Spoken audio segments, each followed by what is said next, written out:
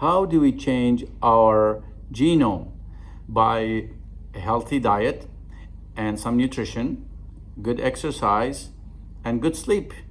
Simple. Here's Dr. Mark Hyman explain this briefly. So this is a pretty cool slide.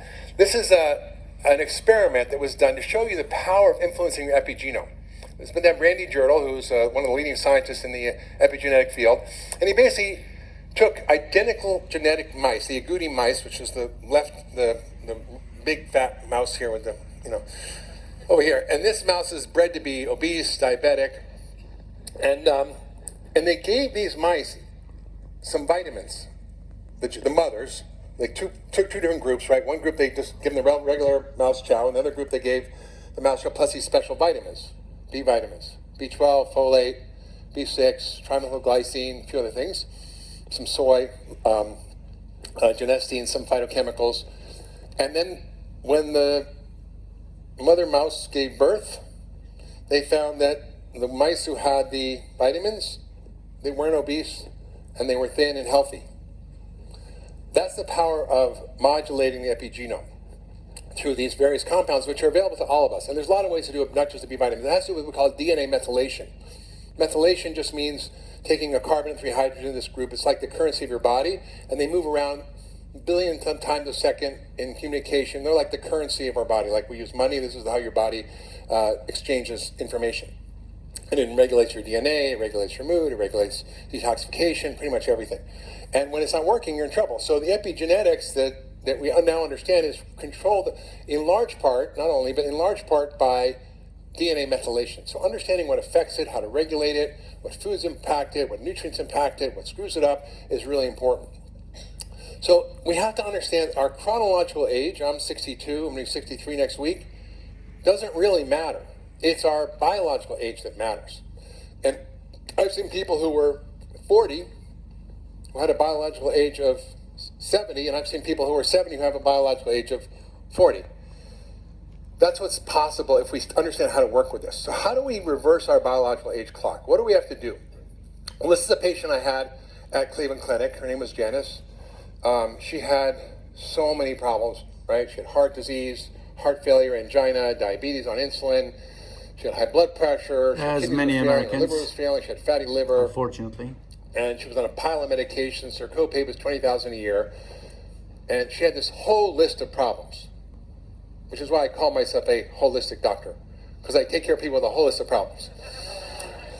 And Janice was on her way out. She was headed for a heart transplant, a kidney transplant. And we use this powerful new drug that has the power to transform and improve the expression of tens of thousands of genes, to optimize tens of thousands of protein networks, to balance and optimize your hormone regulation, to improve your brain chemistry, to optimize your microbiome, and works faster, better, and cheaper than any drug on the planet, and is available to almost anybody. Amen. There it is. Food as medicine. What you put at the end of your fork is more important than anything you'll find in a prescription bottle. Within 3 days of changing your diet, all right, we did it. It's a Cleveland Clinic and our Function for Life program. And it's based on a anti-inflammatory, detoxifying, microbiome supporting diet, which I basically use at my patients part of functional medicine. I call it the 10-day detox diet, but essentially it's basically whole foods, anti-inflammatory, lots of good fats, low glycemic, a lot of phytonutrients. Within 3 days, she was off insulin. Did you hear this? Within 3 months, using food as medicine, we were able to transform all her diseases. And food is like code. Wow.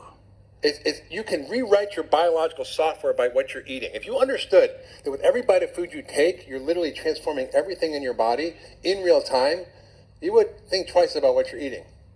Exactly.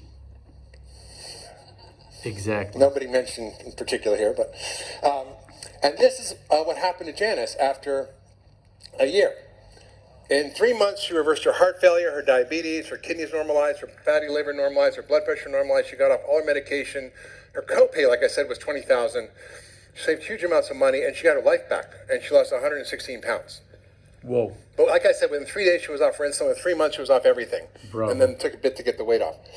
And you take type 2 diabetics who are 400 pounds, they get a gastric bypass, and within 2 weeks their diabetes is gone, or even a week. They're still severely obese. What's the difference? It's what they're putting in their mouth.